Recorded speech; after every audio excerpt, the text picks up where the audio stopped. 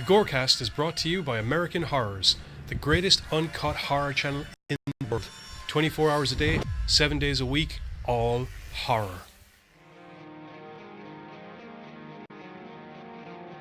As well as the Station of Decapitation Without Your Head, America's longest running horror channel, www.withoutyourhead.com.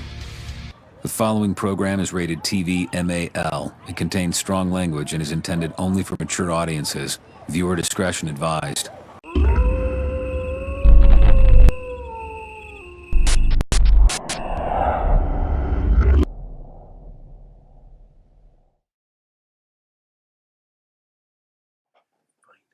Two years when you're doing this fucking podcast, you've never sat like that once. you never made me take my boots off before. What?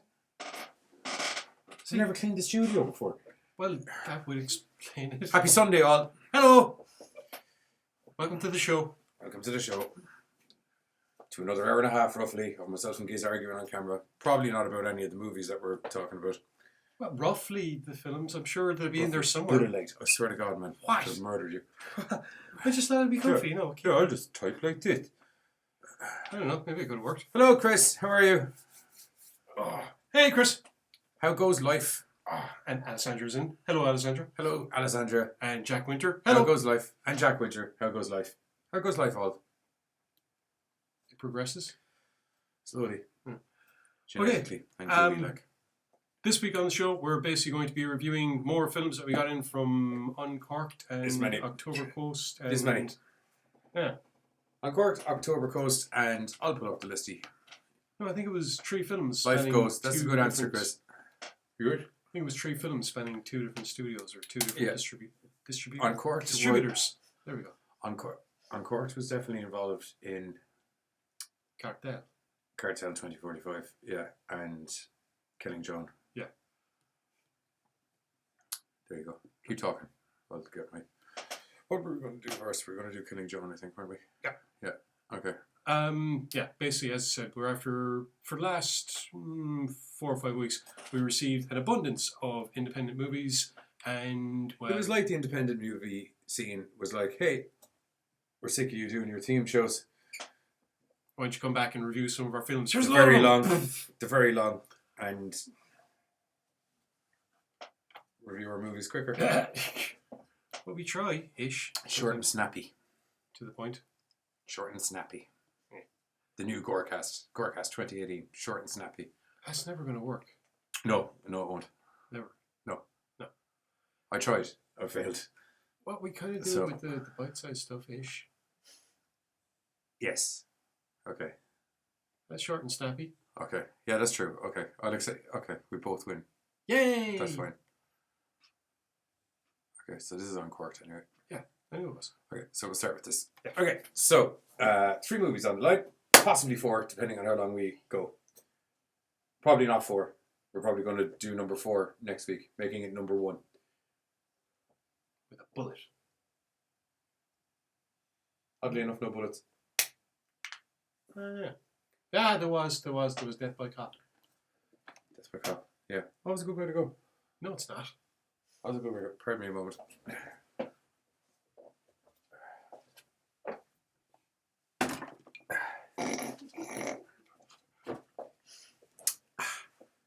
We have a Patreon page, by the way. Might help buy a new table. That I don't have to kickstart the leg of it every time we do a show. Are we going live, guys? Yeah. Ooh, podcast go. Okay then. Anyway, on to the review. First movie up, we have Jamie Bernadette, who, if you were with us last week, we were talking about her in 420 Massacre. Yeah. Which was a great awesome. movie about people who all went smoking on 420. And some Never forget guys Donna. were growing some weed, not on 420, just in general. And You know what? Just check out the show last Check it week out. and you'll check it see out. the review. Weed, good. Giddy suit, good. Killing, good. Everything, good. Music, awesome soundtrack. Good. That was good. Now she's in this, which is Killing Joan. So, Killing Joan tells the story about a lady named Joan. Yeah. Who is a rougher houser. She's a bruiser. She's an enforcer. She's the The kind of person The word that- wouldn't come out to me. She's the Loan kind of shark. person that if you owe money to somebody, she's the one that's going to be coming along. She'll and show breaking up with your her 2 caps. big mates and box your brains in. and put a gun against your head and say, "Where's my money, bitch?" Yeah, we're just going to the side. Let's share this place. Sorry. That went off. What a terrible time for our show to start. Could have been worse. Could have been your mother calling again. No, I've grown to love that happened when that happens in the show. Mum hasn't rang us in a while now. It was true. Anyway, Joan is an enforcer for, she works for a crew that's basically under the thumb of a guy named Frank. Yeah. And Frank likes business being done properly, and he has a soft spot for Joan, but at the same time, he acknowledges the fact that... Because she cooks good taco salad. And his missus has him on a diet. And his missus has him on a diet. Yeah. And as anybody knows, any man who's on a diet will love anyone that feeds them the food that they're not allowed to have. Unfortunately, though, Joan's managerial skills are a little bit lacking, and she has a tendency of kicking the crap out of guys that she feels disrespects her. She's a H&R nightmare, is what you would say if you were to put her in company terms. Yeah, she just does not give a fuck. No. You didn't do your job right. Bam! You're the boss's cousin. Bam! I'm going to bang your girlfriend. I'm not going to let you bang my girlfriend. Then I'm going to bang the two of you. Bam! Actually, that was her idea. Yeah, no. That was all her, and it was a great scene. Well, it wasn't a great scene, but it wasn't bad. You ruined my... There was a BAM system I was going for, and you ass-fucked it. All right? I'm upset now, because you can do the rest of the review on your own now. So I'm just going to handle the social media here for a moment now. That's it. You can just do the rest of it on your own. As Short and snappy. Joan's high-handed managerial techniques unfortunately end up with her getting a little bit of a beatdown from her compatriots, which unfortunately was greenlit by her boss. This leads to a rather Crow-esque resurgence as Joan comes back from the dead with all these gnarly superpowers. And Gnarly.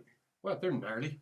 And goes on a revenge spree whereby she whacks the people that did her a mischief and kind of starts cleaning up the neighborhood a little bit and keeping an eye on certain people. And, it's interesting because as the story goes along, you realise there's a little bit more to Frank's managerial skills and his running of the neighborhood and the business than you might have at first assumed. And, it also seems that Joan has these, the gnarly powers are really cool. It's like shadow shifting. She can go between shadows and she can use shadows to whack people, and I think she only appears in the dark. I like to call it smoke fucking. Because she's like just fucking smoking people. Okay, because I was going to say that's something different. Oh, Jesus Christ. Okay, go on. Go on. Go on. Go on. What is it? It's when they're smoking a cigarette while you're skull fucking them. She's a Shylock. Yeah, she's a Shylock, Chris. That's a good word. Shylock is a money lender. She doesn't lend money. She collects money. She collects money, yeah. But she's part of the Shylocking system. Well, I think Frank would be the Shylock. Actually, Frank would be the Shylock, actually. Yeah, interestingly enough, it seems Frank has his hands in a lot of different pies. As is it Neil, his right hand, who is kind of cautioning Frank on occasion. You know, we're going things a little bit too far, and you know maybe things got a little bit out of hand with Jane, and you know we were supposed to be honest crooks, and we did things a certain way, and you know I'm not sure what way things are going, and you know what, Neil, you can take a fucking walk. Neil can go fuck off. So you know. Yeah. Unfortunately, at that stage, you realise that Frank is no longer operating under the old rules, and there's something very, very funky going along, and he's very interested in the fact that Joan is back, but not interested enough to mount the full-scale assault on her that one would assume, since all of these guys are being whacked by her. So, yeah, that was that. Yes. Yeah. But, there's a lot of whacking. Yes, people die. A whack fest is what you could call it. Instantaneously regretting that choice of words. I imagine you are, yeah. I imagine you are. Yeah. So glad it wasn't me that said it. Yeah. I stand by it. Oh. But I regret it. But I stand by it. Yeah, Killing Joan is this... Did Facebook do another update that just ass-fucked everything again? Man, I tried to be... That would certainly explain why I couldn't share stuff around at the start of the show. That or my lack of ability with technology. I'd say it's a very solid combination of A and B. Yeah. Pretty much. So apologies to a few friends of mine who didn't get the link, but I'm sure they'd probably realise the show's on or have better things to be doing, one or the other. Anyway, getting back to Killing Joan. It is this handy little revenge piece. The effects are decent enough for what they are, I suppose. It's... acceptable would be the word. They're yeah. acceptable. To be honest, you can tell that the film was put together on not the biggest budget, so they work with what they have, and they do a decent enough. Have some very nice locations and stuff. Like I thought all the nighttime alleyway shots and things like that were very nicely lit. Had a bit of a John Wickiness about it. Yeah, Wickiness. Wicca wicca wow, wicca wow wow, wicca wow, wicca wicca wow, wicca John Wick West. John Wick West. Man steps up, shoots my dog. I don't think I'm ever going to be doing Swinging that. punches left and right like logs. 6 shooters. There was a lot of... Actually, there was a scene where there was 2 lads running through the... Must get this on the Oh, trip. no, wait, I'm thinking of the wrong film. Shit. I was about to talk about a scene, then I realised I was thinking about the completely different film because we watched a bunch of films. So, yes, oops, my bad. Is it going to be one of these days again? You're sober now. You have 0 excuses. My brain slipped a little bit. I'm all right. It's fine. Everything's good in the hood. I swear. I did 2 lines of rap. I think you should at least match me. No, I'm not a rapping person. No. No. Okay. I'm not Aiden English. What? He can rap. He fucking can actually, come to think of it. Yeah. And he can sing! Happy Rusev Day to everybody out there. Happy Rusev Day. Yeah. Fucking hell. Yeah, how could We're some Rusev Grinches is what we are. have forgotten about that? Fuck's sake. Yeah, overall, Killing Joan. The music was really good in it. And drove it, which I thought was really good. Action was pretty good. There were some of the fight sequences I had there was a bit of a stiffness to it, I suppose would be the best description.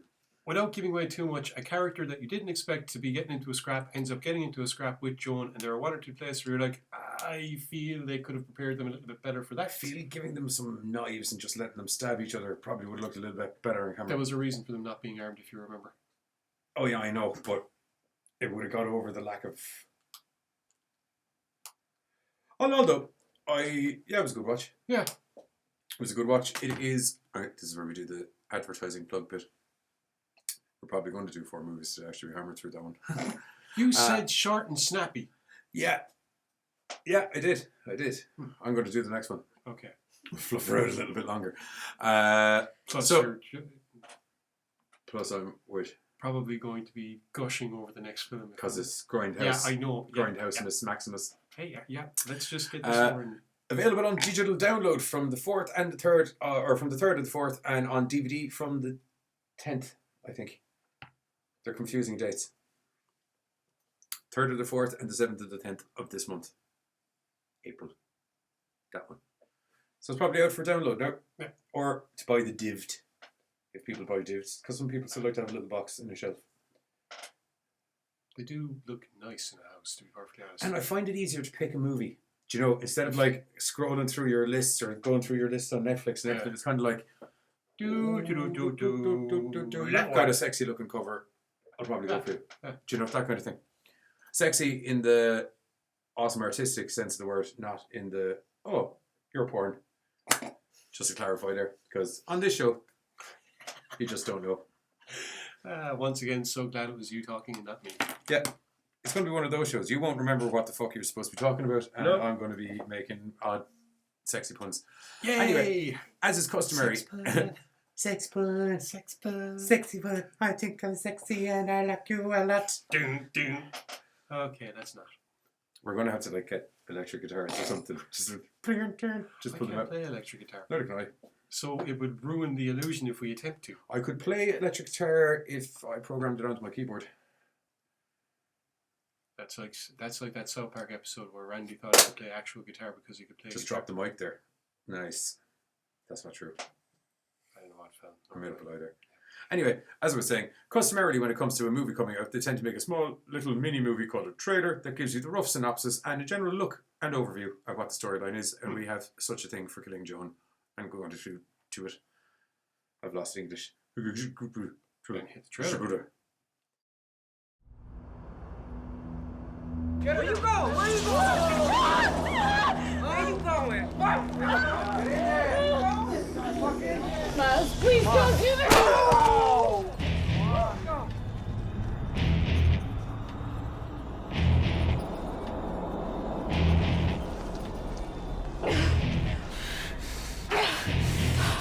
It's not okay. It won't be until they're all dead.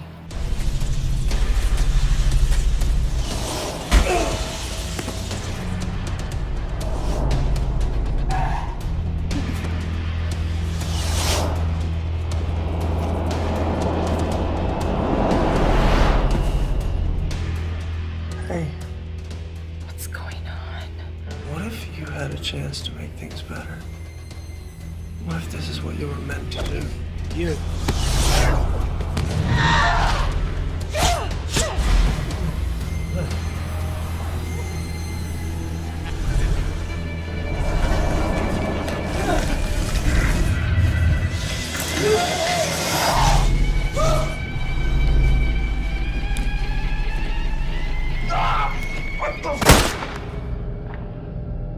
You thought I was dead, didn't you?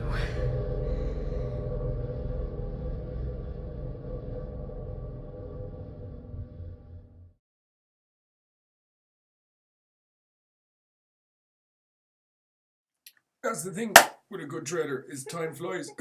And it turns out, remember, we thought that I was thinking of the wrong film when I said about a scene that I thought that was good. It wasn't that. It's two lads running through the car park. Oh yeah, what film do you think it was in? The one we're going to be talking about next. Because two lads running through a car park, and it seems like the kind of thing that would happen in it. Yeah, except one car park is in the present day. And another car park is in 2045. Segway! Thank you. 2045, where there's fucking... where there's arseloads of robots, there's fuckloads of cartel, there's still military, there's still cops, and guess what? They still don't fucking like each other. And more importantly, Danny Trejo's in it. that was exactly the reason. That was My exactly girlfriend the just reason. screamed. Oh, Danny Trejo, a big Mexican god.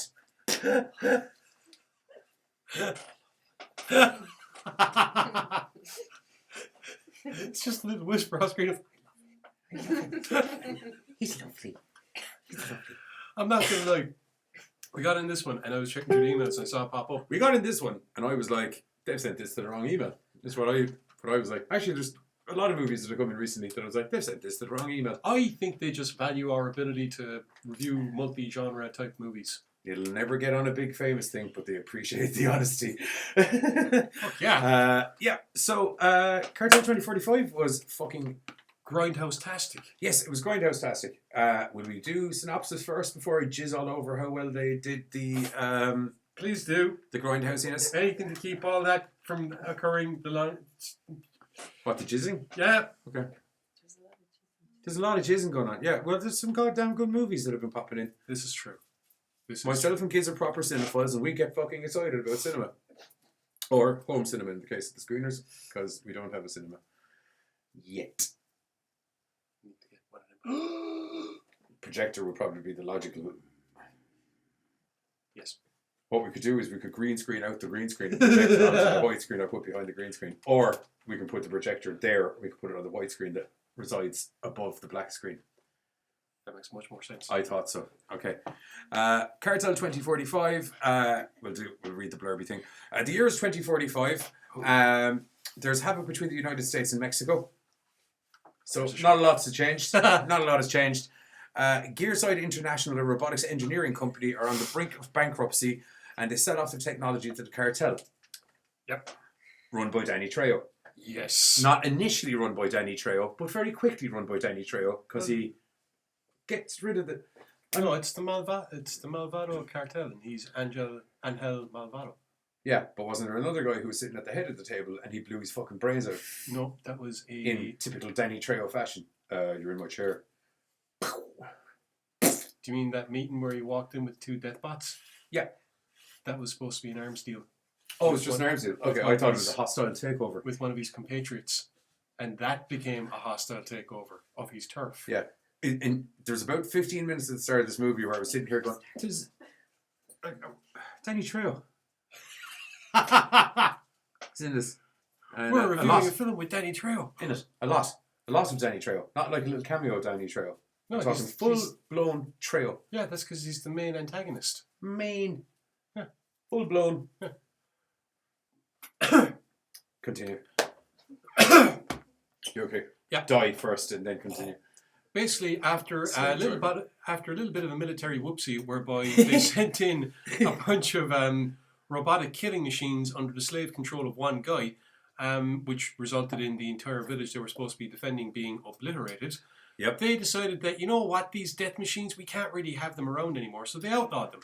Naturally enough, Gear Solid? No. Couldn't be. Gearside Yeah. International. Thank you. Luckily enough, Gearside International were smart enough to kind of go, you know what? Fair enough.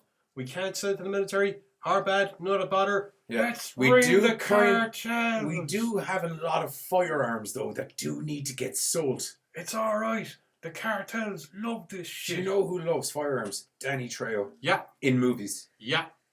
So Just sure. gotta put that in, just in case it shows up at my house. Punch me in the mouth. He loves dogs in real life. Yeah, I know. I've seen a video of him with a box of puppies. So hand him the hellhound. It'll distract him long enough to get away. I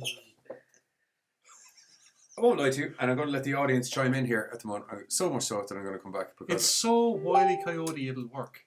I feel that I'm just going to put this out here.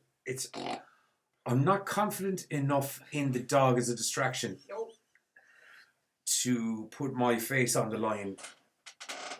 I know he's goddamn adorable, but if he's flown halfway across the world to punch me in the mouth, I feel it's going to take more than a cute hund to save my teeth.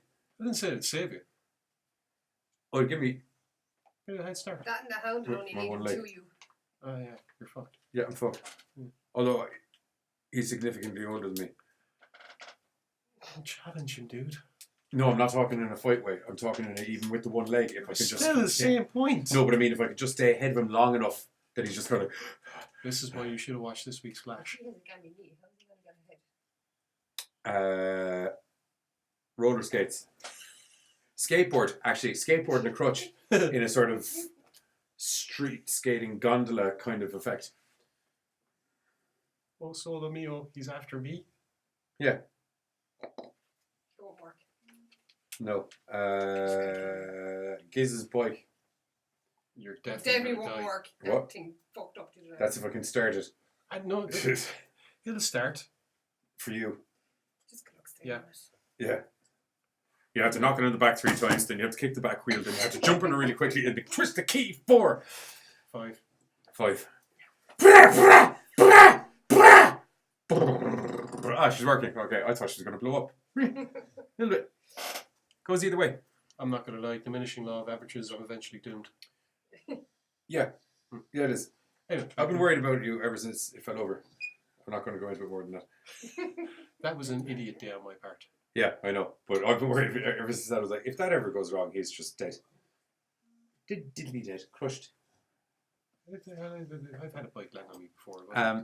Anyway, Cartel back to the film. 2045. Yeah, Yes. I want to check one thing here while you keep talking for a moment because I have suspicions because Alexander P. Hartman, who is in it, Chris. yes, he is.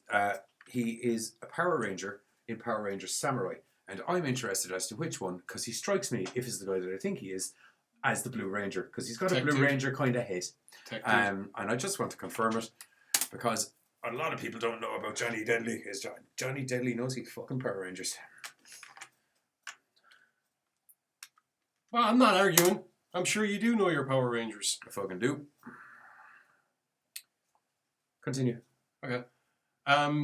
Basically, because Danny Trejo has all these... Red Samurai. I don't know my Power Rangers. He's Red Samurai. Because Danny Trejo has all these awesome death machines and because the cartels are basically using them as muscle and have taken over South America Epic, with them. massive death machines. If you've ever actually... Coincidentally, I was playing Fallout New Vegas currently. And it's very like that, including the massive robotic things. Not in a, like, someone just lifted the script kind of way, but the setting, if you get me, is very kind of Warrior-y. You know, we're cowboys, but it's the future, and there's robots, but we still use guns, but there's robots. Anyway, Senor Malvado, in an effort to expand his, to be perfectly honest, expand his power base, is trying to have himself some new weapons built, and as a result has gotten in one of the guys that worked on that hybrid chip that I mentioned earlier that went horribly, horribly wrong for the American military and led to a soldier going a little bit nuts and an entire battalion of death machines going a little bit genocidal on a village. But anyway. Yeah, a lot of killing on a lot of innocent people. Anyway, and a lot of robots. Malvado has this guy working for him and the Americans don't think this is a very good thing, so they get Carson out of military prison, who has one of these chips. Because embedded in Malvado's his a bit of head. a lunatic, and robots are a little bit, Unstoppable. really good at killing things and tend to do what he points the remote control at, basically. No remote control. So this guy Carson, who has one of these chips in his head, is sprung from military prison and is sent down to Mexico to hook up with a team to basically extract this doctor so that he can do, well, basically so they can get him out of Malvado's hands for one fucking thing. But I think they also want him to do work on the chip that he had to try. They want to chip his chip so he can control more than the one robot and basically walk his army away from him. Opposed to, there's a lot of somewhat chappyishness as well, where he, or not chappy. Short circuit. No, not short circuit, because there's no man to robot mind meld. There wasn't any short circuit either. There isn't this though. Yeah, that's that's what I was saying. Not short circuit. Sorry, gotcha. Yeah. He kind of melds with the robot in a very cool, explosively kind of fashion. Yeah. Kicking ass and taking names. Actually, what I thought was cool is there's obviously going down to try and sort this is what leads to an epic confrontation, which we're not getting into because it's the meat and bones of the fucking film itself. Nom nom nom. Awesome stuff happens as Carson and the rest of these team try and deal with the Malvado cartel and their death machines. Including at one point the lads getting wind of a farmer who has a broken down death machine and is selling it, which leads to something really cool happening and them kind of basically having their own pet death machine. And it's this is one of those films where I was watching it, and a lot of the times we watch these films separately because I'm sorry, we would end up talking and I'll miss the story and I'll just be like, fuck, because that's what happens when we get talking about films. Yes. But because the entire film is done with the grindhouse kind of grainy texture, I was going to go to the trailer before we start getting into all that, but no. Finish that little bit and we'll. Well, no, it was just one of those occasions where it worked in the favour of the special effects. Yeah, very much so, because of the amount of CGI used and because it is full body fucking robots going around. Not that this is a bad thing towards the CGI. I'll tell you what, we'll do the trailer because there's a nice little whack of the CGI in the trailer anyway, and then we can all come back and have a discussion about it. Please no more whacking. Fucking whacking. Fucking whacking all over the place. You are not Bob Ross. Whack it off. Just whack it off. Just whack it off. I'll never get sick of it. Never get sick. It actually, just before we go into the trailer that I so beautifully set up, ever since I saw that Deadpool trailer, it's made me actually regret not being older when I was younger, because I think I missed out on a lot of Bob Ross innuendo because I would have been too young and I would just like, that's a very good tree. It's like going back and watching Rainbow now. Just little leaves for birds and just little patty pats for clouds. Yeah, as I said, it's like going back and watching Rainbow. Watching Rainbow. I knew there was always something up with Rainbow. They were way too happy. Way too happy. And for a guy who's got a zip for a mouth. He talks too much? No, but he always seemed really happy, and I feel that that'd be something that'd rather miff me off now, to be honest. Having a zipper mouth. Some people are into kinky stuff. Yeah, but on a permanent basis? I know. Trailer. Ponder that while you're watching the trailer. Yeah.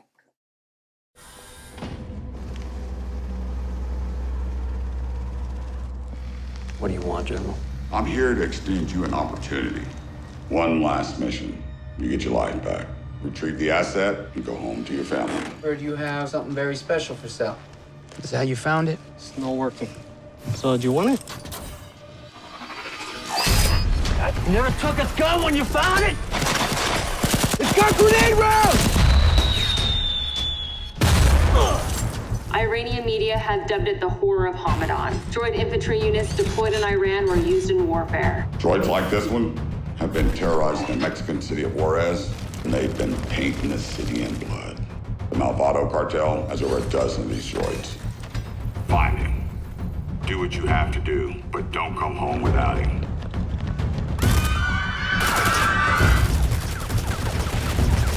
Let us welcome you to Juarez with some real Mexican hospitality.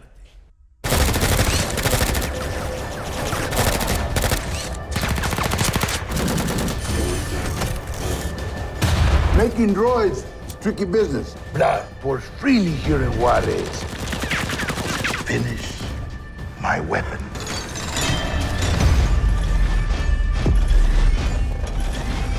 Párale, cabrones! Thought you could run around forever?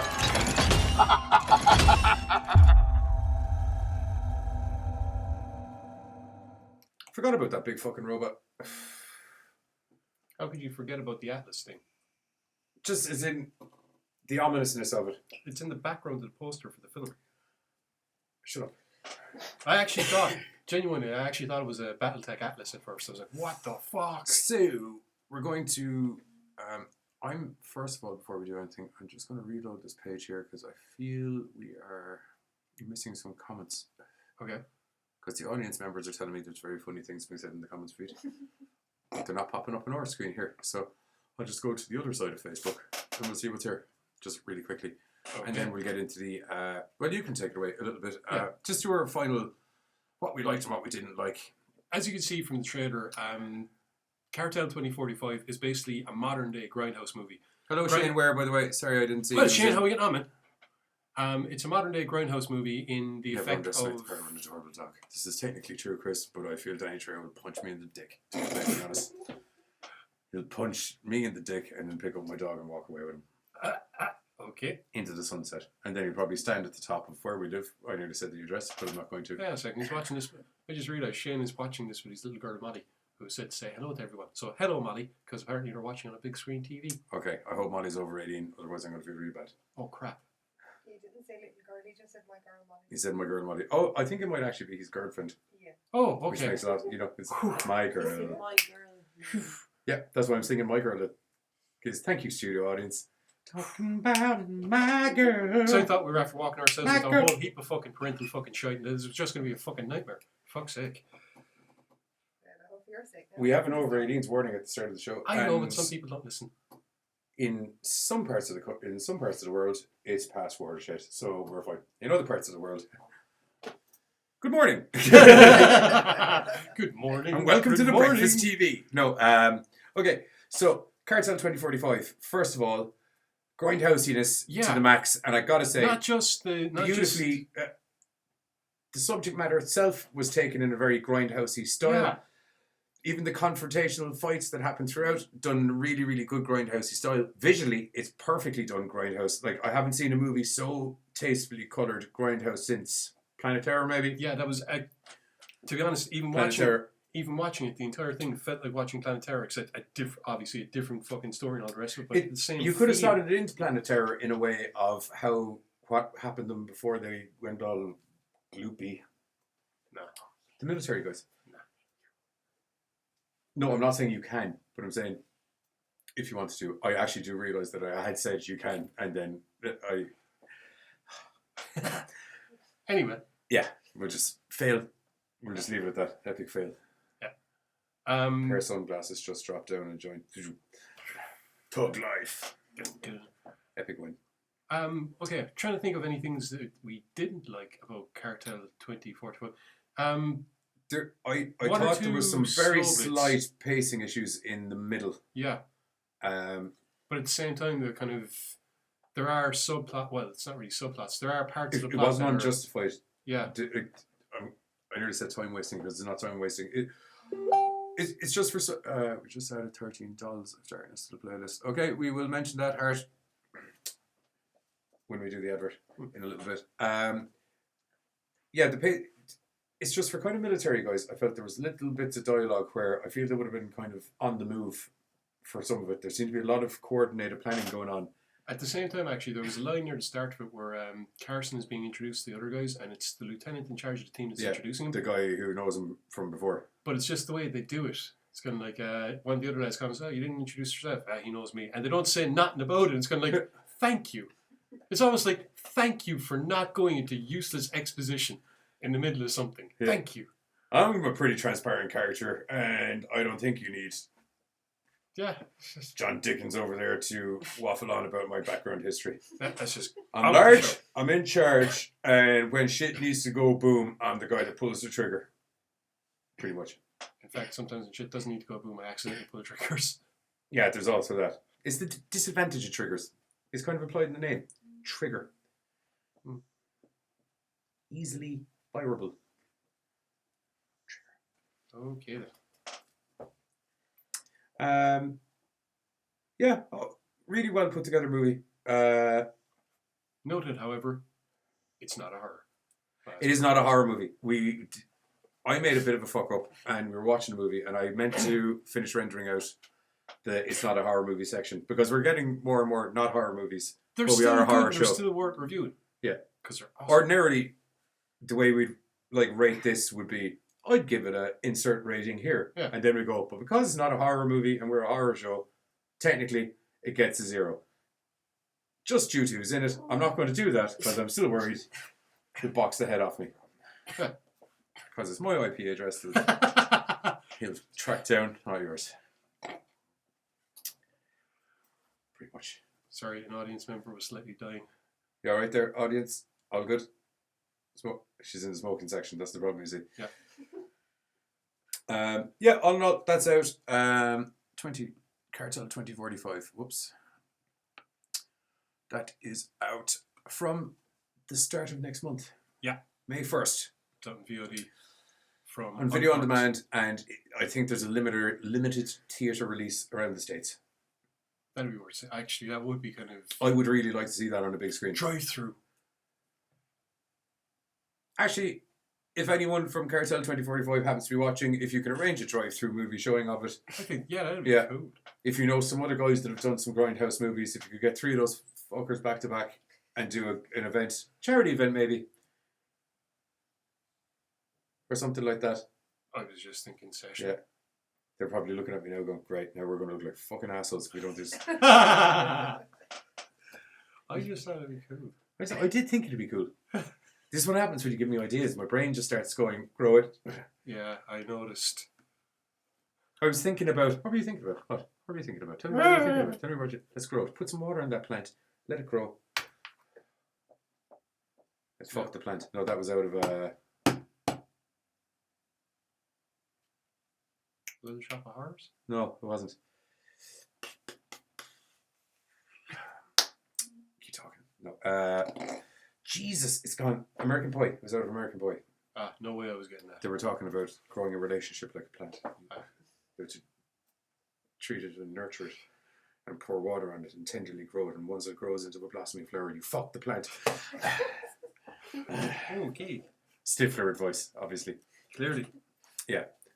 Okay, so we're going to do, I know we did an ad break there a second ago. We're going to take another quick ad break because American Horrors tomorrow night have, let me pull up the info, too many sticky notes and not enough sticky time. That's my issues. Oh, shit. I'm having a really bad day. Once again, so glad it's not me saying this stuff. Yeah. See, the difference is, though, like, I'm saying stuff that isn't intended to be dirty and it just sounds dirty. You say stuff and it's just dirty. I'm honest. Tomorrow night, April 16th, the 2018th, being tomorrow night, because otherwise it wouldn't be tomorrow night. Available on American Horrors. They're going to have, they had a film festival on during the summer and there were some unbelievable movies handed into the film festival and they're going to be screening most of them, from what I understand, tomorrow night starting from 7 p.m. on Roku. Available for free on Roku. Add channel code AMHOR to your Roku lineup and you can download the channel and watch all of that awesome shit for free. Or instead, go to www.americanhorrors.com where you can also watch all of that awesome shit for free. And probably in somewhere in the ad breaks, myself and Giz will probably pop up somewhere. Yeah. Because we tend to. Because that's our home away from home. Yeah. American Horrors. Okay, so there's a little advert that the boss has made that we're going to play because it'll probably explain it a lot better than I did. Inside your mind lurk horrors you keep locked away, fears, phobias, and mortal terror. But not anymore. American Horrors is calling all horror enthusiasts. Watch the American Horrors Film Festival TV special this Monday, April 16th at 7 p.m. on Roku. See the best seasoned and upcoming horror filmmakers in the industry. Use channel AMHOR to add them to your Roku lineup. The American Horrors Film Festival TV special this Monday at 7 p.m. Join American Horrors if you dare.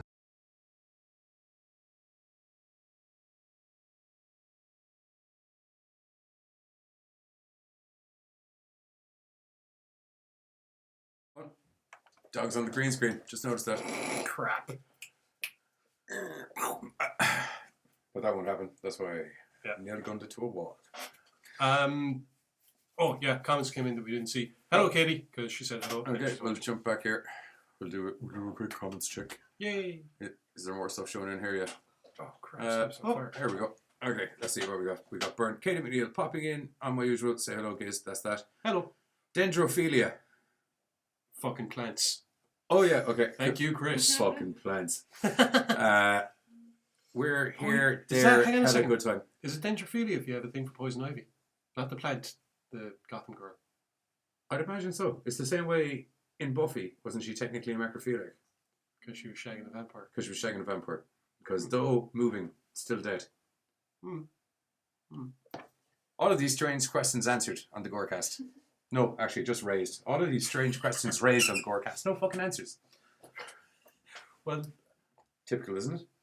I don't want to be doing stuff to a plant. No. What if it was a sexy plant, though? No. Like poison ivy? It's a plant lady. Still plant, though. Lady. Still plant, though. Lady. Yeah. Do you know a female rose? It's a plant lady. Or a female ficus? That's plant lady as well. No. It is, though. It's a female plant. Thus making it a lady plant. Thus making it a plant lady. We're just discussing giz banging plants here. No, we're not. Dendrophilia, as we were informed by our friends from the eunuchs. Banging plants now? No. No. I love when the audience go for a pee-pee break and then come back in the middle of a conversation. I'll let you guess what we're talking about. So you bend the rose over, right? Unroot it. Deflower it? It's just buds, man. Just buds. Erected. Yes. Fucking plants. Erected. Anyway. All valid words in our comments feed right now. Perhaps we should move on to the next film. Yeah, we can move on to the next film.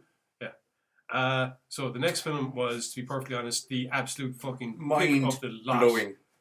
Gehenna, where death lives. Which is Sangpai. Saipan, sorry. Where did I get Sangpai from? Saipan, located in the West Pacific Ocean, which has gone through many colonizational periods in its time. Yeah, it has. The Spaniards hit it, the Germans hit it, the Japanese hit it, the English were over there at some stage. The Americans were there for a while. Americans were there for a bit. There was an old bit of World War II that trundled on through there a little bit as well. Well, that was when the Japanese hit it. So, yeah, as a result, to be perfectly honest, one of the things that makes this film awesome is the amount of culture that they have to work with in the movie itself. It's very cultural. Cultural. Very culture. Oh, crap. Basically, it draws from the traditions of the island, mixed in with historical conjecture regarding stuff that would have happened when the Spanish arrived, also mixed in with historical conjecture pertaining to when the Japanese would have occupied it. The story itself is set in modern day and has Paulina, you are correct. Thank you. As like a real estate broker who... Shit, and typing in Paulina now instead of the... One sec. Continue, sorry. Is a real estate broker who has come to the island of Saipan to check out a lovely bit of land that has been basically, solicited to her by Alan. Possibly solicited to her. She's yet to purchase. Yeah. Well, she's out locking in a deal. Yeah, basically Alan's a snake oil salesman who says there's a nice little plot of land she wants to come in and develop it. They can all make a nice little bundle. Hoo-ha! So Paulina arrives on with... Because Alan's a bit of a geezer. He's a little bit, you make a little bit of money, I'll make a little bit of money, but I'll make a little bit of money. Yeah, pretty much. And I'm going to bang your girlfriend. What are the lads' names? You're laughing. It's a valid thing. Tyler? Not that you should do it, just to clarify. I'm just saying it's a valid thing in relation to the storyline of the movie. Is it Tyler as the designer? Tyler the designer. I thought you were going to talk about that rapper for a minute. Tyler the creator. Tyler... Yes, I was right, Tyler. Ha.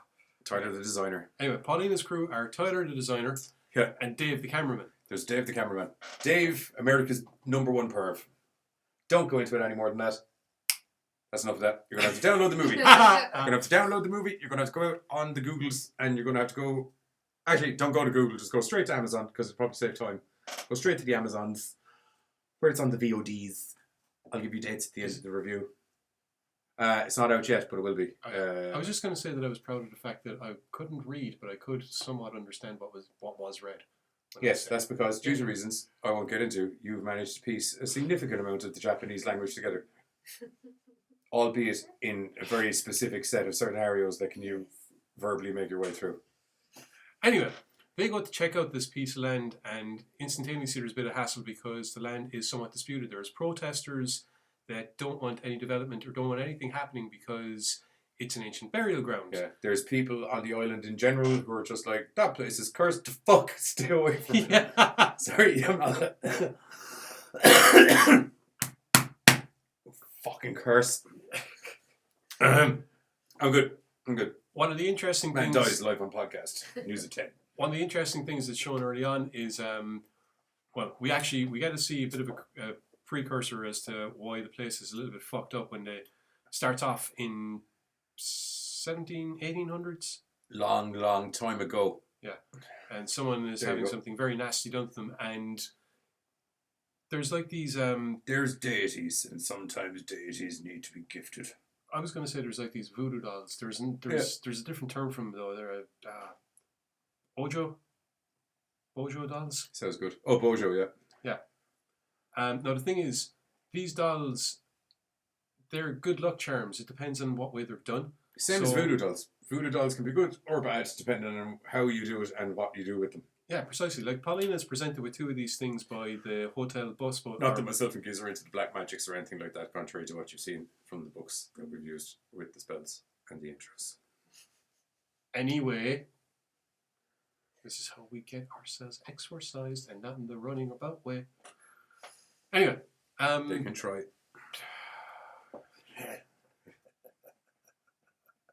Your mother's has cocks in hell. You're one or two. Shut up, Steve. Sorry, I got sidetracked by violence.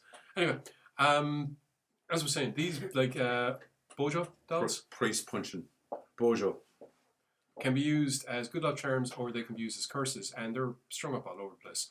All over the place, specifically to the gate of the entry. Yeah, or entry gate, if you will. Why am I talking like broken Matt Hardy all of a sudden? I don't know, but everything is apparently... You go through gate of entry. It's wonderful. It's not wonderful though, is it? Not through this gate. No, it's not. No. I mean, this gate is littered with these Bojo dolls that Pepe, who works for Alan, and I actually... Who's hilarious. He's brilliant. I like Pepe. Pepe is cool. He's the kind of guy that you actually think that, you could sit down and he's a nice guy you could get on with, and it just so happens that he's working for this schmuck. Yeah. So he does what he got to do. Hashtag always remember Pepe. Yeah. Anyway, so Alan basically brings them into this place. Pepe informs them that it was once an ancient burial ground. Yeah. And that's the reason why a lot of people might be a little bit nicked off. Yeah. Alan rebuts with, yes, it was an ancient burial ground, and then the Japanese desecrated it, and now it's just glorious land for the taking. Yeah. Look at these spectacular views! And then about 100 yards after the spectacular view, they find out that he wasn't lying about the Japanese being there because they find a massive Japanese World War II missile bunker. It's not a missile bunker. It's a bunker. Yeah, it's a bunker. A bunkerino. Now, Alan's like, this thing, it's not a big deal. We can cover it over. End of story. Don't have to worry about it. But unfortunately, Paulina is kind of like, well, we kind of need to fucking check it out because this thing. Alan has tried scamming her in various other things where he's like, it's aesthetics. Oh no, it's a fuckload of cutting down of trees is what it is. Oh, sure, it's just very... He's a snake oil salesman. He's a snake oil salesman, yeah, so she doesn't trust a fucking word coming out of his mouth. Plus the valid point of, if this thing runs the whole way underneath the fucking... Could be a structural issue, yeah. Which isn't the reason, it's just because she doesn't trust your man. Young Paulina is looking for anything she can be like, you're going to have to knock a couple of 100,000 off for that now. Well, look, at the end of the day, she wants to make a good impression for her on the way out boss, Lance Henriksen! Who plays Morgan, who is like a cameo appearance, but it's a cool cameo. You might remember him from Aliens or Millennium. Or everything from the 80s sci-fi related. Yeah, or horror. He was in a lot of horror. Oh, yeah. He was in a lot of John Carpenter stuff, actually. Yes, he was. Yes, he was. He was in Near Dark. He was in Near Dark. Oh, revolutionary movie. Anyway, back to... Indeed. We have never done that. Near Dark. Did we not cover that in the vampires bit? We mentioned it. It never came up as an official. I think we should do a revolutionary movie episode. Or genre bending. Although that wasn't genre bending, it was more genre defining. Yes. Okay, genre defining movie episode. Anyway. Cool. Back to Gehenna. I'm just saying it now because you and I will forget it. So we just know that it's in episode 63. Just watch it back near the end. About 40, 50 something minutes in. Paulina convinces Alan and the rest that they have to go and check out the bunker, which, as always, is a t-shirt worthy idea. Terrible. It is a terrible idea. It is a terrible idea. Those t-shirts never happened, so I feel if I say it enough times, then eventually I'll eventually do it. I'm not saying to you. Oh yeah, shit! It would have to be you, wouldn't it? It would have to be me. Yeah. Sorry, I'm a bastard. I apologize. Yeah. I'll stop. It's okay. I'll stop. Probably make some t-shirts. You were the one that wanted to push it. I know. Anyway, they get down into the bunker, and it is not long before things go, well, tits side up. And I feel we shouldn't really get into too many details there. No, because this is fucking unreal. And Yeah. also, the storyline is so fucking intricate. There's no way we can start describing the rest of it to you without unfolding It's one of those times. so many elaborate clues. Yeah, it's one of those times where you're actually going to be sitting down watching a horror Annoyingly movie. as well, because you're lost. Then you get the reveal. And then the reveal. And when you get the reveal, you're like, they were telling me what was going to happen the whole way through the fucking movie. But I didn't see it, but they told me. We were working at things from a slightly different mystery solving angle. Which? Well, I got certain things straight away, and then for me, I got certain things straight away as well. And then for me, the but mystery it was where they backed up the certain things through the movie that I didn't notice until they brought it up at the end of the movie, where I was like, motherfuckers. I just wanted to figure out how the spell worked. Some things are best left undiscovered. I got it. Oh, okay. Yeah, that was what was that. That's I have to say, I was sitting down, kind of going, okay, I get this aspect of it. We've told you there's a curse over here. We've told you there's a curse. We haven't told you what sort of curse it is, and what I will say is, it's a doozy. It's a doozy, and it's so well thought out that when you're like, no, that couldn't really actually, if you think about it, that actually totally would make total sense. But you see, the thing is, and what's that makes no sense. Yeah, there's the curse, but then there's the something else. Yes. And it's the something else that has you kind of going, huh? And then when you figure it out, it's like, ah! And just from a purely, I love the dark arts kind of way, I thought I loved the symmetry. We will jump into a trailer, and then we're going to come back, and we're going to do our goodbyes, and we're going to do our big likes about the movie, dislikes about the movie, which I can tell you is going to be a very, very short section. The dislike section. None. I literally can't think of a thing. We have 2.5 minutes to think. Yeah. Or well, no, we have about 2 minutes to think. Yeah. So this is Gehenna, where death lives. Prepare to have your mind balls blown.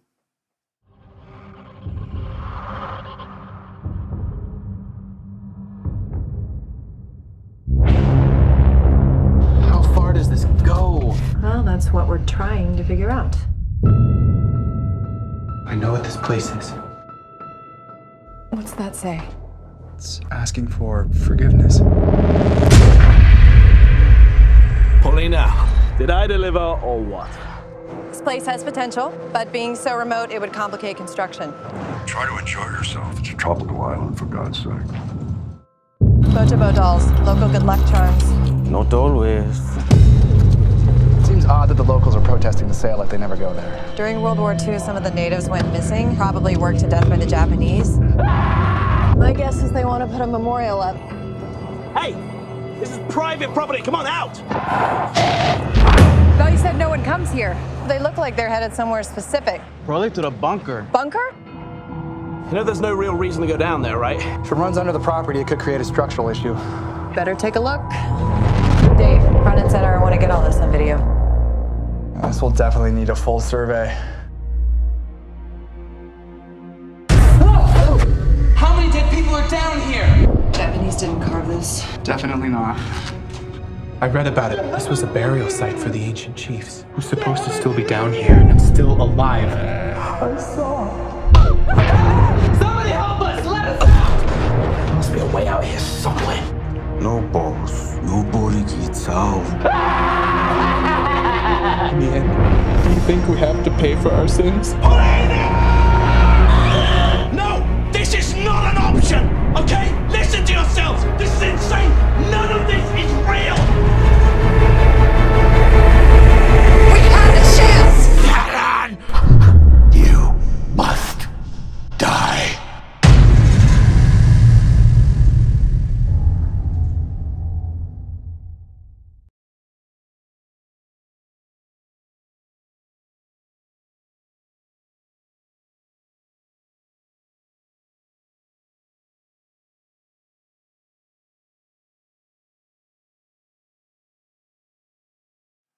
Studio Gehenna, where death lives.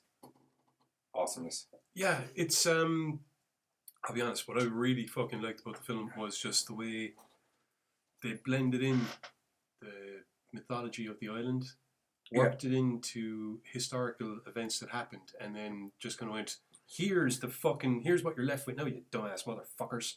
Yeah. The cinematography in it, like, was brilliant. Like there was no scene, everything just flowed so beautifully together. They did some really smart sound design that put chills up your fucking spine. Like you felt like you were hearing noises coming from all over the place. I was actually watching this film laying in bed with the headphones stretched to the computer. A lot of it comes down to, it's the directorial debut of Hiroshi Katagiri, he's the main special effects guru behind Pacific Rim, not Specific Rim as I just said there, Pacific Rim, Jurassic Park 3, Alien vs Predator, Requiem. And there was something else. There's something else. There's another big one that I can't remember. I can't remember it off the top of my head. They're three fucking massive ones. You get an indication of what level this guy's used to kind of batting at. Anyway, so obviously from working with some of those awesome directors, because there were three awesome movies, it all rubbed off because the man made himself a fucking awesome. It's a really well put together as a first film, man. It mind blowing, to be honest. Like, actually, not just as a first film, as a fucking film, mind blowing. Especially,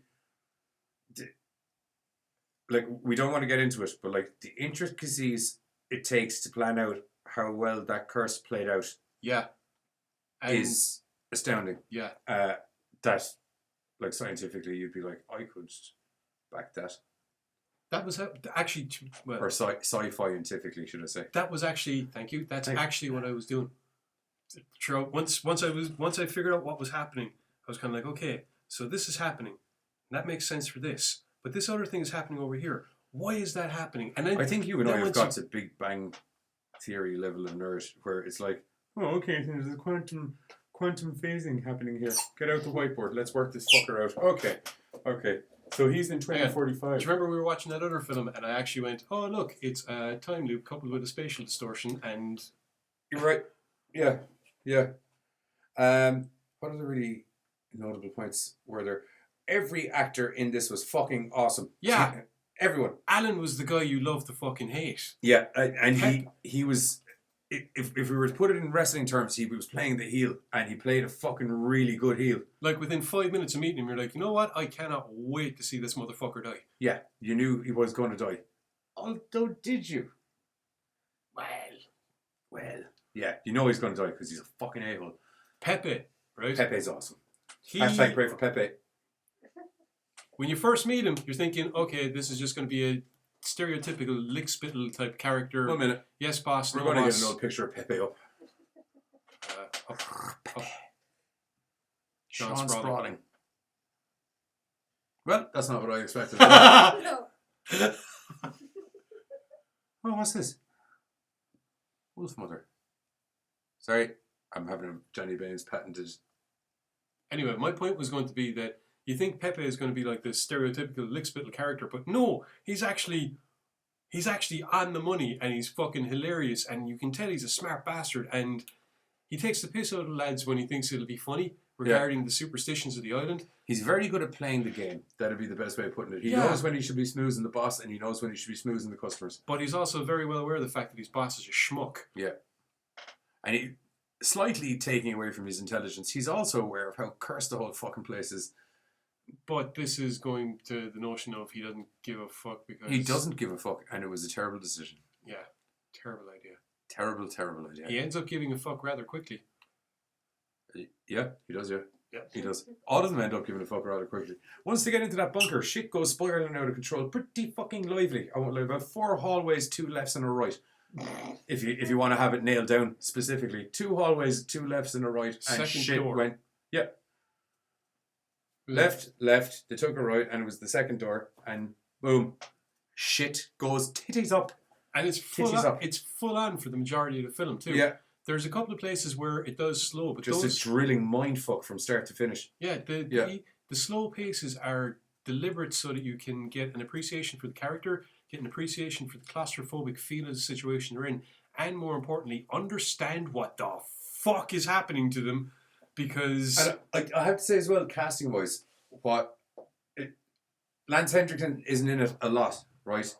But where they put him in and the role that he's put in, it lends a very high level of credibility to the whole movie. Once it opens up with this guy that you're like, okay, Lance Henriksen 10 seconds into the fucking movie. fucking Nice. Doug Jones, yeah. who is in Hellboy and in... More importantly, the Oscar award winning The Shape of Water at the moment. Very good You point. know, with the Oscars and the gold and the stand Yeah. and this kind of thing. Yeah. Because that's Oscar. Yeah. Just thought I mentioned that. Sure. Someone else calls them something hilarious, and I can't for the life of me remember what it The was. Woodies. That's a different award. What is? It is. We'll win one eventually. We're getting there. Anyway, Gehenna is, to be perfectly honest, the best film we've seen this week. In regards, Yeah, it's the best film I've seen. Oof, in a couple of weeks. Best. Not saying anything against any of the other films we've It's seen. just I'm not that's even the talking. level. I'm not even talking just movies that we've reviewed. I'm talking movies in general. Yeah. Not just stuff we've reviewed on the show. Out of everything I've watched since definitely in the last 8 weeks, Yeah, well, this really kicked my head. it is just a really good, Yeah. supernatural headfuck with some damn fine thought out fucking story details. A very good cast. A very well thought out plot. Yeah. Yeah. And the background stories for the characters as well developed very naturally. It wasn't just this forced info about everyone's background stories. Little trickles of their history kind of trickled out. Yeah, as I throughout, said, you know, and gives you a wider picture. There's a couple of slow moments where you get just enough background information to put what you're seeing happening to them into a relevant context. So you're like, oh, okay, that makes sense. So, you know. Friday, May 4th. Okay. Overall, to be perfectly honest, Gehenna is the kind of horror film that people should be flocking to see. Yeah. The kind of 100%. The kind of intelligent movie that doesn't do colour by numbers crap. You might have a rough idea. This is also Uncork'd Entertainment. Yeah. Yeah. You might have a rough idea of where the story is going because, hey, maybe you've seen a lot of movies, but at the same time, you will be sitting there going, where exactly is this going? What the fuck is going on here? How is that happening? Okay. We'd also like to say, I think, well done, Uncork'd, because your shit has got a very steady slope of up. Like every movie that comes in with Uncork'd on it has just got better and better. And I mean, like, it's better and better and better and better. It's this now where I'd put that up there. Put that in the cinema with anything. Yeah, that was the point. Put that in the cinema with anything. That's the point I was trying to get to. 100%. That's cinema fucking ready.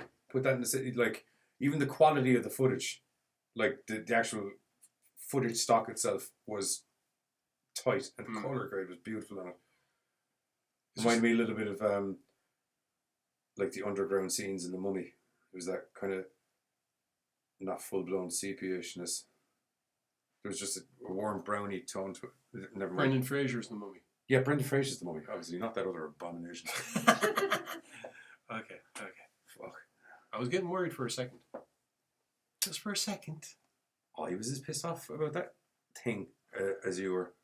Wrecked a perfectly good Mummy movie. Wrecked a perfectly good fucking franchise.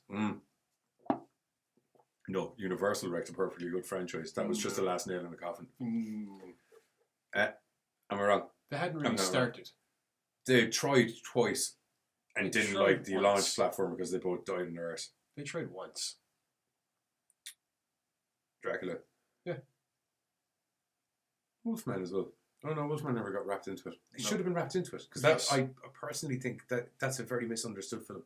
It's not misunderstood. It's fucking We're awesome. We're and not people going just to won't- talk about this. If you want to talk about that, go back to a roughly Wolfman Halloween time episode. Halloween time, wasn't it? We covered all the monster movie guys. Yes, we did. Yeah, Gehenna, go out, get it. Fucking awesome. You won't be disappointed.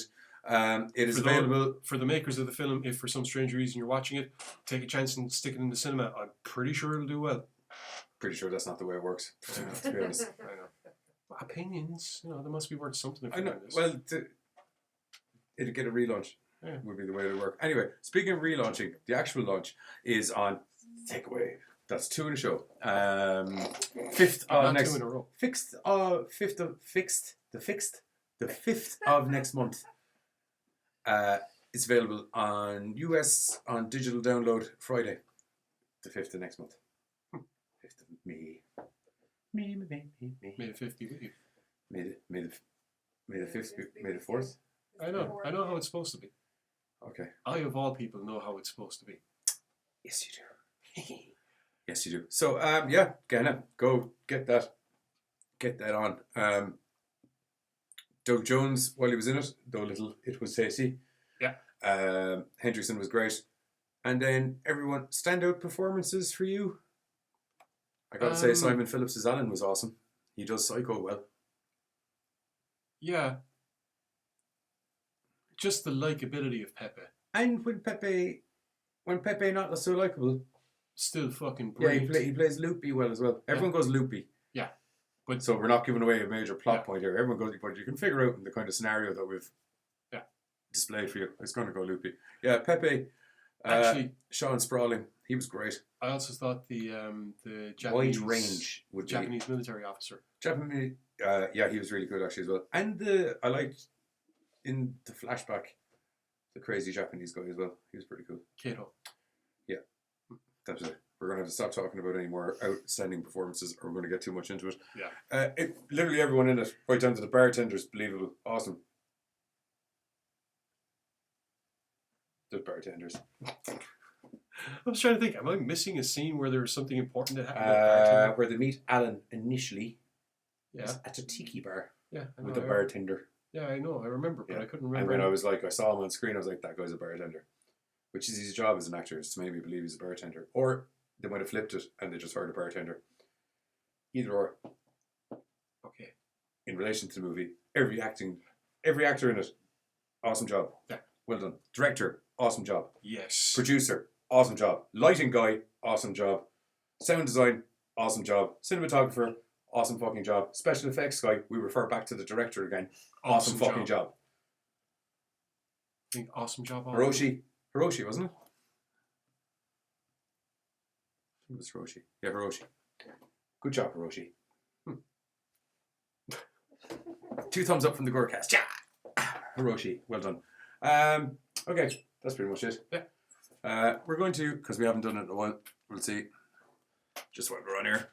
Anything interesting in the horror news? A Quiet Place 2. I figured after all of the buzz of Quiet Place 1 that was going to be happening.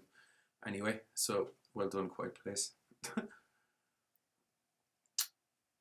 What if the scene had stayed? Gabriel Luna, the new Terminator? What? He did a fantastic job as Ronnie Reyes.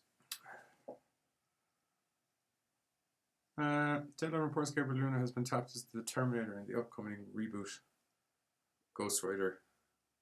He was awesome. Yeah. That could be interesting. They do need to update the old Terminator.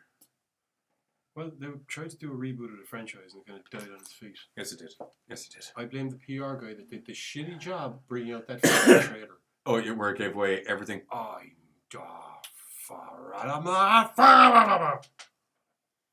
Jason Blum has seen an early cut of the new Halloween and gives it an abysmal 10 thumbs up. I think the exact opposite is what he said. He says, I feel really good about it. I saw a cut of it 2 nights ago. I think David did a terrific job. He did everything I hoped he would do, which is respect the DNA of the franchise and bring something totally new to it. And we've heard this before. Not that I'm saying no. I'm interested to see it. Oh, yeah. I'm happy to see old JLC back. Yeah. So that's really good. Okay, any other interesting news there that stands out? Before we go, having so much fun streaming, just don't want to stop.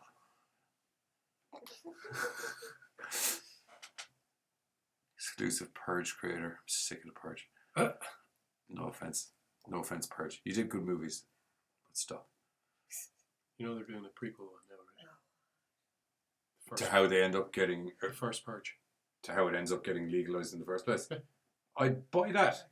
I'd be a little interested. That's the next one up. There's a trailer for it somewhere. Okay, I'd be interested in that because it's never explained really. It's just like on this day every year, get your fucking killing on. Woohoo!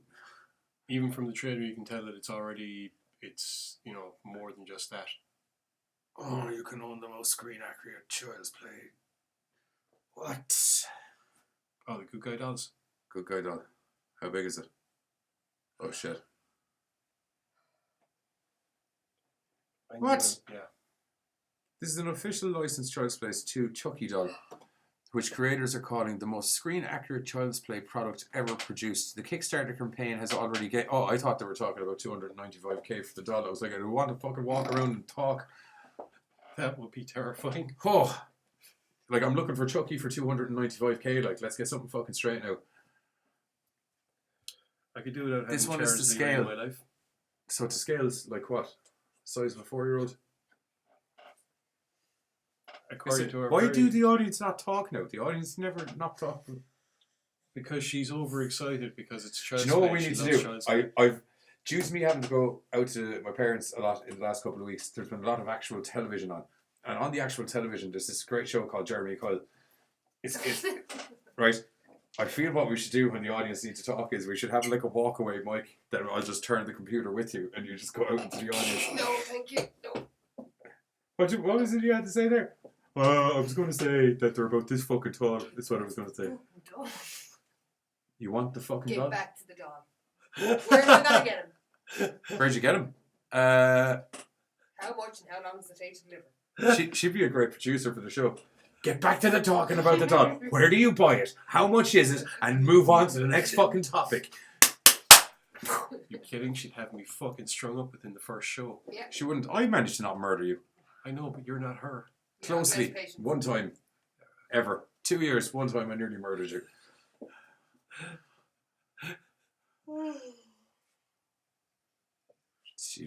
Studio audience yawning on camera. That's all nice. And then apologising. Good times. Studio audience member, miscellaneous number 2. It doesn't have an answer for your question. I'd imagine if I was to give a rough answer, I'd say Google it. Good answer. Tightwad Terror. No. Oh. Tightwad Terror. 18 of the best free movies. Oh, okay. 18 of the best free movies. We may not be on.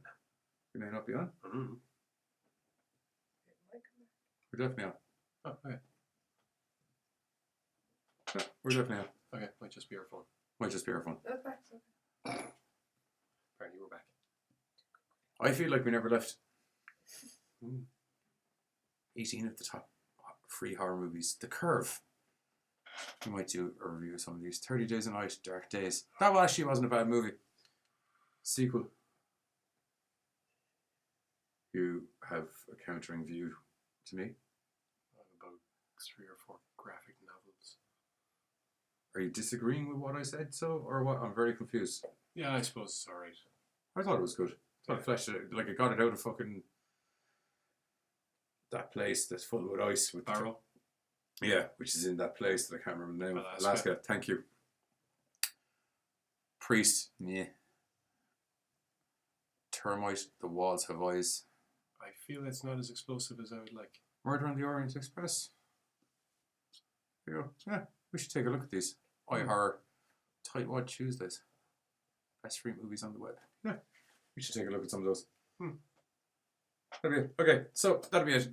We've done our fashionably over an hour length show. Because we are so fashionable. Fashionable.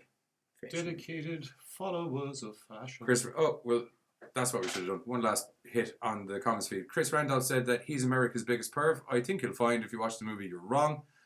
I'm speaking like the Irish Yoda. Yeah, because the Irish Yoda sounds like the American broken Matt Hardy. Byrne Murphy is crying laughing. Good to know. Shane is laughing his ass off. Also good to know. Slugman Slides had joined us and possibly is still there, so we'll also say hello. And Danny Wolf will also say hello. Do it near dark is the tits. We probably will now that you put it that way. Yeah, will we do Near dark? That's what we'll do next week. We'll do genre defining movies or genre changing movies. I'll flesh out the title within the next 40 minutes and we'll mail it out. Byrne said good point Shane, which is probably true. Shane makes very good points. Revenge of the Fifth. Burnt. Yeah. Very good point, Shane. Well done. Another great show. Have a great all night. Derek McKenna. Hello, Derek. Or Darren McKenna, sorry. And then Chris Randolph. Killer show, guys. Catch you next week. Goodbye, Chris. Oh, see you later. And goodbye, Shane. And goodbye, Dara. And goodbye, Byrne. And goodbye, all. Because goodbye, man. I've been the Giz, and that's been Johnny Deadly. And this has been the Gorecast. We'll catch you next week where I'll have a snappier title for that thing. But we'll be talking about some movies that invented genres or redefined them. That one. Okay. Gorecast, you can do the finger pointy. Ouch! Take it a little bit more. I'm going to do a rimmer salute if you don't fucking hit it.